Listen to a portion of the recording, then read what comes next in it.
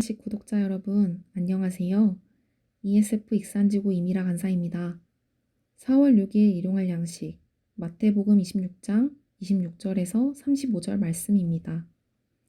기념이란 단어의 사전적 의미는 어떤 뜻깊은 일이나 훌륭한 인물 등을 오래도록 잊지 아니하고 마음에 간직함이라는 뜻을 담고 있습니다. 우리 개인의 삶엔 기념해야 할 일들과 사람들이 참 많습니다.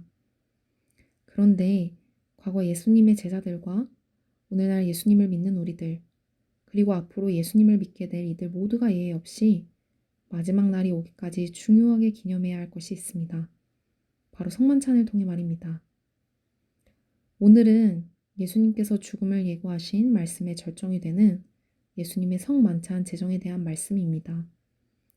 저와 일용할 양식 구독자님 모두가 오늘 우리에게 주신 하나님의 말씀을 묵상하며 함께 예수님의 죽으심과 사심을 기억하고 참여하길 소망합니다.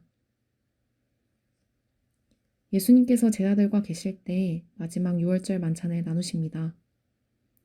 유대인들은 유월절을 지킬 때 유월절과 관련된 음식을 준비합니다.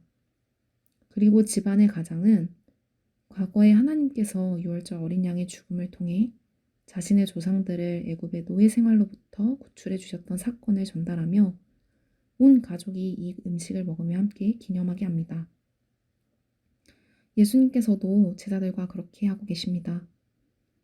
그런데 예수님께서는 유월절 만찬으로 차려진 떡과 잔을 제자들에게 주시면서 이전에 경험한 출애굽 사건을 기념하는 것 이상의 새로운 상징적 의미를 부여하십니다. 예수님께서는 떡을 찢어질 자신의 몸으로, 또한 잔은 많은 사람에게 죄사함을 주기 위해 흘리는 자신의 피, 언약의 피로 말씀하십니다. 즉, 이 말씀은 다가올 예수님의 죽음이 희생제물이 되실 것이며 그것으로 인해 그분의 백성을 죄에서 해방할 것임을 말씀해 주신 것입니다. 죽으실 만한 어떤 흠도 없으신 예수님께서 왜, 무엇 때문에 죽으셨을까요? 예수님의 죽으심은 우리의 죄 때문입니다. 떡이 찢기고 나누어진 것처럼 죄를 지은 우리는 찢기고 나눠져 죽어야 합니다. 그러나 예수님께서 우리를 대신해 찢겨 죽으셨습니다. 그리고 예수님께서 십자가에서 피 흘리심을 통해 우리는 하나님께로부터 새 생명을 약속받아 살 수 있게 되었습니다. 그리고 언젠가 예수님께서 다시 오시게 될 그날, 예수님과 우리는 하나님 나라에서 함께 영원한 기쁨으로 이 만찬을 누리게 될 것입니다.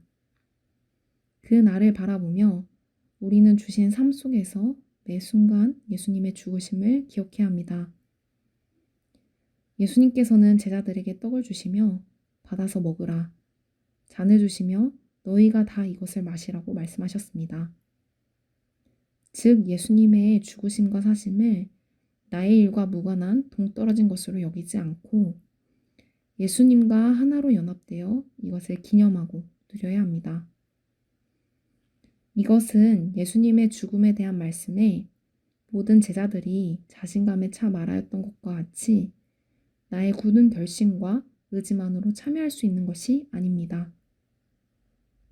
성령님의 도우심을 구하며 가난하고 애통한 마음으로 나의 죄에 대한 치열한 묵상과 회개가 있어야 합니다.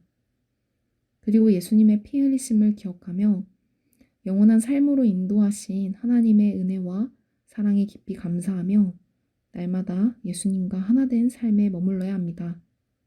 예수님을 믿는 자들이라면 예외 없이 모두가 말입니다.